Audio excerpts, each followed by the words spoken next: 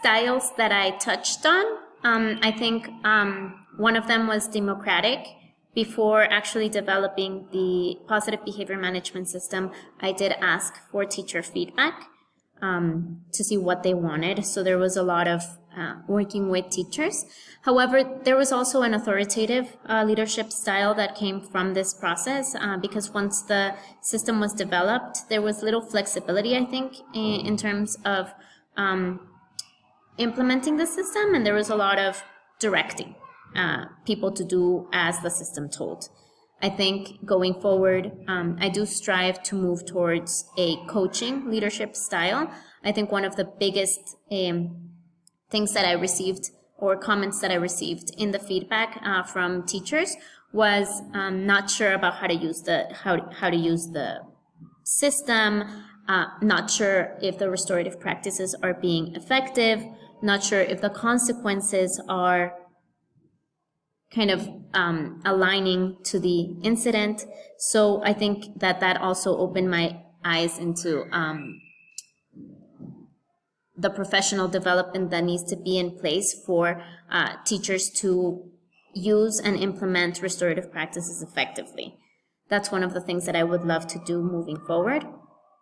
There's also just logistical next steps. I think the system does need to be adapted to make it more teacher-friendly. There is feedback about the effectiveness of the system, or there is feedback about using the system past step one, and that's one of the things that teachers kept on saying. They used it only to step one, which is the restorative practice, but then they didn't use it past that point where they needed to contact parents and have parent meetings. So I do think that the steps need to be simplified so that teachers don't feel that pushback about moving forward after step one. And I do think that there was a restorative practice matrix that was part of the system to help teachers also access restorative practices aligned to the incident and aligned to the social emotional learning competency that we're striving to teach the students based on the incident. That restorative practice matrix has been fully created by me, but of course there's thousands of different ideas on restorative practices and the tools available that teachers can contribute to. So I think working collaboratively with the teachers will also help them feel more ownership of the system itself. I also think that there has to be an improvement in communication of the system, and there has to be an improvement in the alignment of who is using the system, how they're using the system, so that everyone is using it in the same way. What does that mean? That means meetings. That means time, investing time on section-wide meetings, let's say every semester, as a reminder of the PBMS system. There's also a cheat sheet that I created and I plan to deliver to each teacher so that it's also more readily available for them and visible in their classrooms. And of course, there has to be professional development on restorative practices, which is the foundation of our system.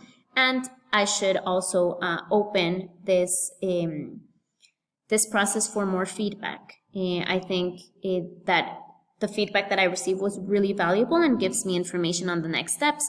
So I think that I should let less time pass for each of the surveys that I propose to teachers, as well as, of course, surveys regarding students.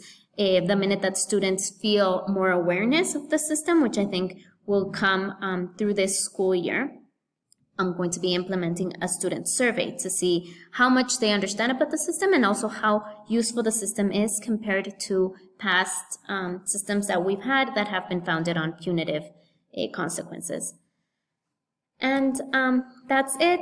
I think this change project inspired me a lot to address a problem that I was seeing in my section. I think it's a process. I think it's yielded some positive responses that will, of course, some positive results that will, of course, require some adapting. And I look forward to trying to perfect this system so that it's useful for my teachers, for my students, and for my section.